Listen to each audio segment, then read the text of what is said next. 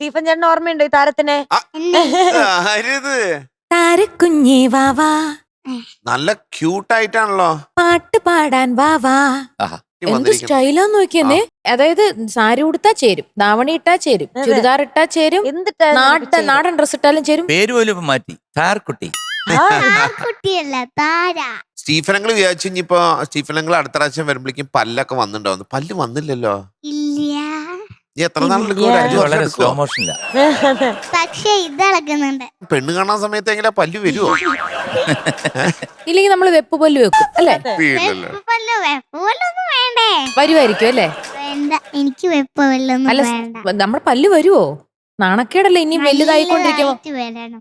ഇനി അത് നാണക്കേടൊന്നുമില്ല, എല്ലാവർക്കും പോകുന്ന. അങ്ങനെയല്ലേ ഇത് ഇപ്പൊ ഒക്കെ വരാണ്ടിരുന്നാലോ എന്ത് ചെയ്യും? എല്ലാവർക്കും അത് വരും. വരാതൊന്നും ഇരിക്കത്തേ ഇല്ല. എന്റെ നാരങ്ങ കൊടുക്കും ഞാൻ. അപ്പൊ തന്നെ കൊടുക്കും. Spot treatment. സ്പോട്ട് ട്രീറ്റ്മെന്റ് ഉണ്ട്. ഞാനൊരു ജപിച്ചൊരു നാരങ്ങ കൊടുത്ത് അതിൽ 2 കടി. പണ്ടത്തെ കാറു. ഓർമ്മയില്ലേ? പക്ഷെ അത് ചിലപ്പം ഓവറാവും, അതാണ് പ്രശ്നം. അതിങ്ങനെ ആനക്കൊമ്പൊക്കെ പോലെ പിന്നെ പല്ല് തേക്കാനൊക്കെ എളുപ്പം, അങ്ങനെ തേച്ചാ മതി. പൊൻവീണയുടെ എഴുതുന്ന ഈസ്റ്റച്ച ഈസ്റ്റച്ച ഈസ്റ്റച്ച.